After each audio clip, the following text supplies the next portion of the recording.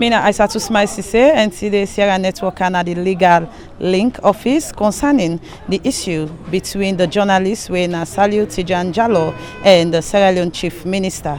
Now we go inside lawyer Rashid Doumbouya in office, outside the press conference will take place.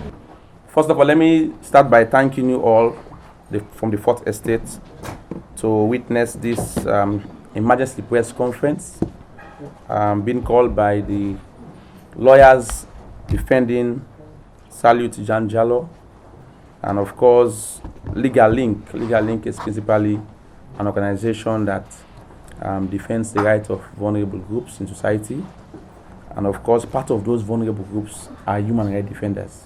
So all of you here, we defend your rights, because the question has always been who defend those who advocate for the rights of others, like journalists.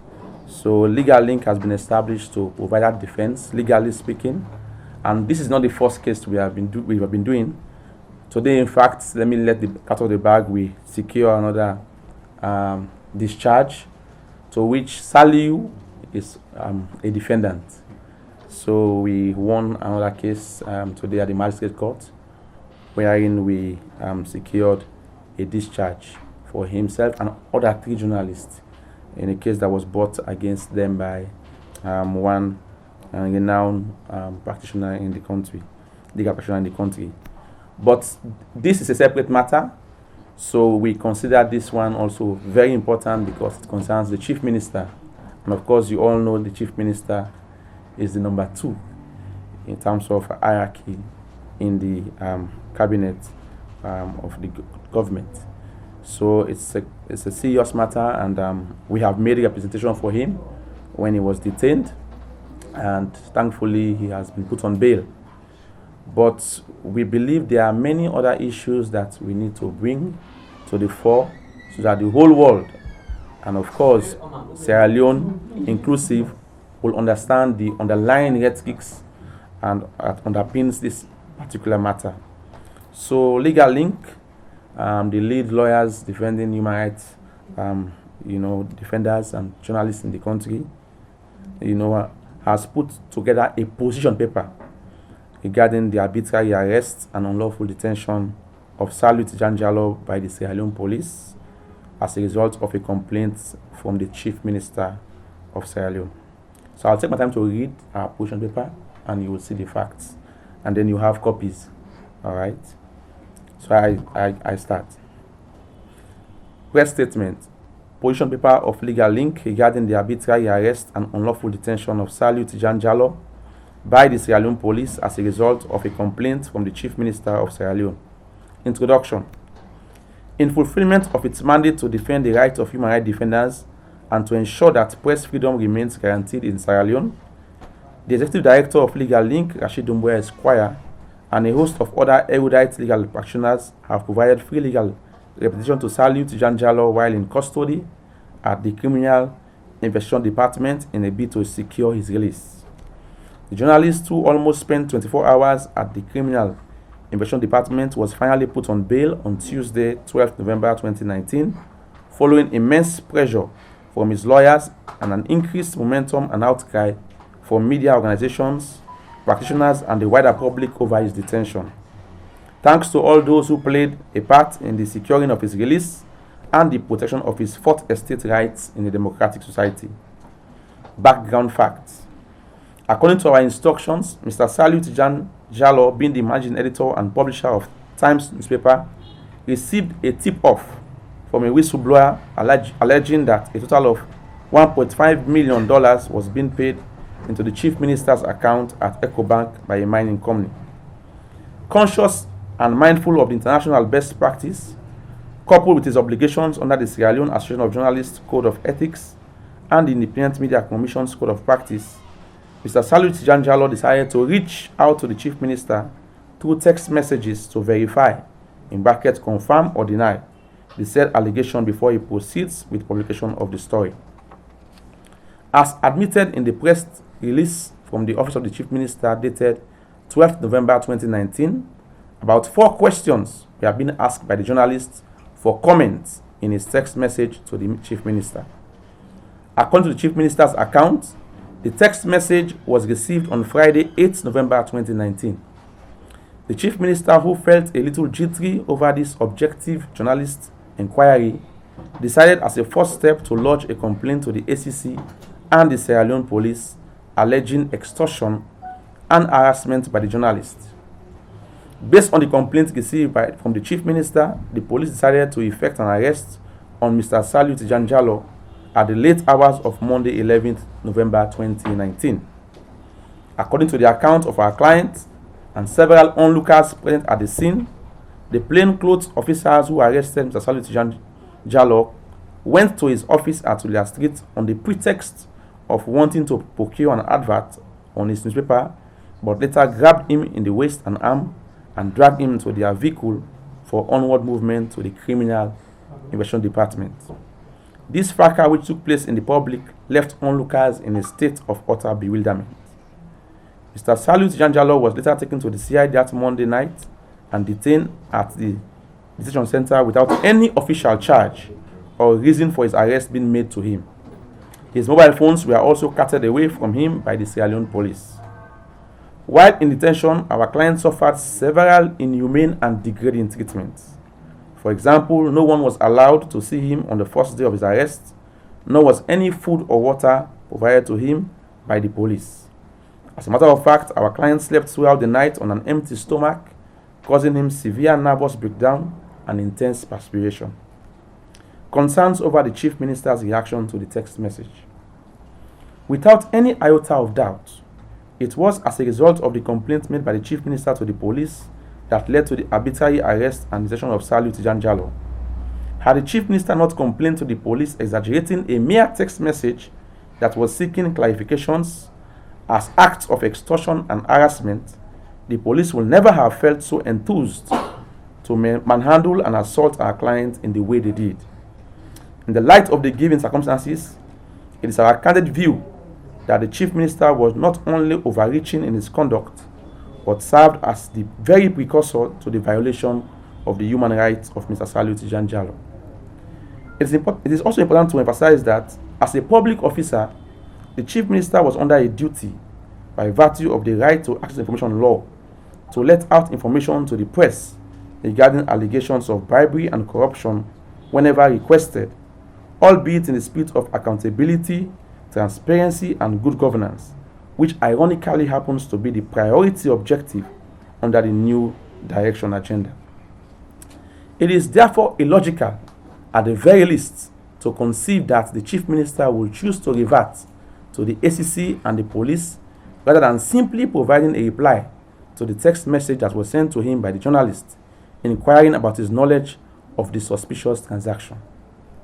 The Chief Minister's failure to provide a reply to a simple request from a media practitioner, we strongly submit, amounts to an abrogation of not only the Right to Access Information Law, but also the very foundations upon which the new direction prides itself: transparency and accountability. Flowing from the above, therefore, we hereby demand the following from the Chief Minister. 1. That an open and unreserved apology be made to our client, Mr. Sallieu Tejan-Jalloh. 2. That adequate compensation be also made to Mr. Sallieu Tejan-Jalloh in lieu of the gross human rights violations he suffered in the hands of the police as a result of the Chief Minister's exaggerations. Concerns over the handling of the issue by the ACCC. No doubt, the ACCC remains the most competent and vibrant institution regarding the investigations and prosecution of corruption cases in Sierra Leone.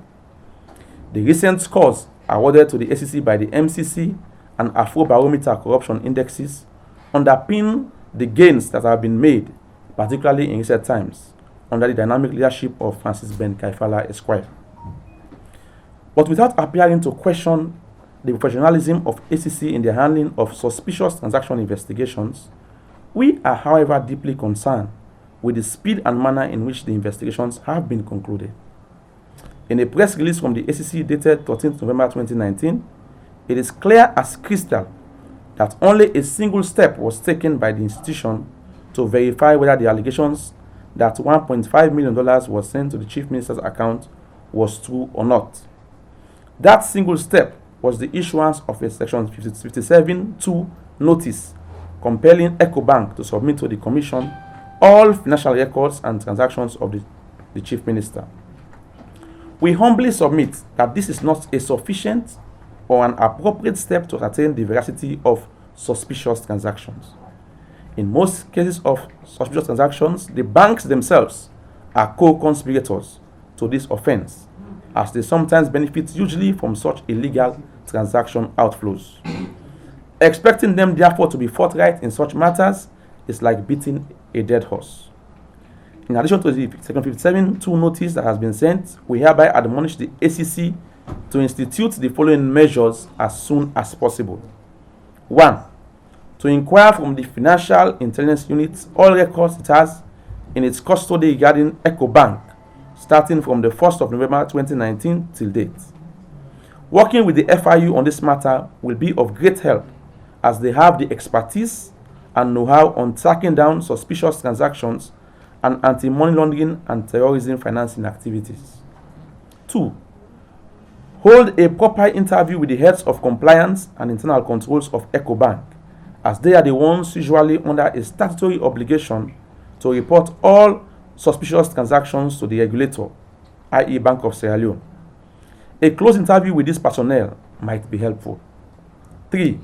Request from the banking regulator, Bank of Sierra Leone, all suspicious transaction reports lodged to them by EcoBank, starting from 1st November 2019 to 15th November 2019. Banks are under a duty to report suspicious transactions to the regulator by virtue of the Banking Act of 2011 and the Money Laundering and Terrorism Financing Act of 2012. 4. Subpoena and or request a search of the mobile phone of the Chief Minister to verify whether any SMS alert message was received over the alleged transaction. Usually, text alert messages are always sent when bank accounts are credited. 5. Wherefore above proves impracticable, subpoena and or request the phone records, calls and text messages of the Chief Minister from all of his mobile operators, starting from 1st November 2019 to 15 November 2019. It is only when all of the above steps could have been taken and no adverse findings revealed that a logical conclusion can be reached by the ACCC to exonerate the Chief Minister. Asking the bank alone regarding the account status of the Chief Minister may not necessarily be the best and most prudent way to investigate suspicious transactions, stroke anti-money laundering activities, and terrorism financing. We refer the ACCC to take a cursory look at the Banking Act and the Anti-Money Laundering and Terrorism Financing Act for ease of reference. Concerns over the handling of the matter by the Sierra Leone Police. It is undisputable that the Sierra Leone Police acted on the prompting of the Chief Minister. Based on his complaints of alleged extortion and harassment, the police hired to go on the rampage. They roughed, manhandled, and assaulted our client without any deference to his fundamental human rights. There is evidence of swollen body parts and minor bruises on the neck of our client as the plainclothes of police officers bundled him away to the CID detention center. Apparently, no warrant was used by the police to effect arrest, nor were the police even bothered to state to Mr. Sallieu Tejan-Jalloh why he was being arrested. This, in our opinion, is a blatant violation of the Miranda rights of the suspect as provided for under the Luanda guidelines on pre-trial detention of suspects. From the above, therefore, it is no gainsaying to state that the police acted in ways that do not reflect democratic policing in the 21st century. As a consequence of the above, we hereby recommend the following. 1. That all matters pending investigation at the CID regarding our clients be dropped forthwith. 2. That due to the arbitrary arrest and unlawful detention effected on our client by the police, we demand an adequate monetary compensation be paid to our client as provided for under Section 17(4) of the 1991 Constitution.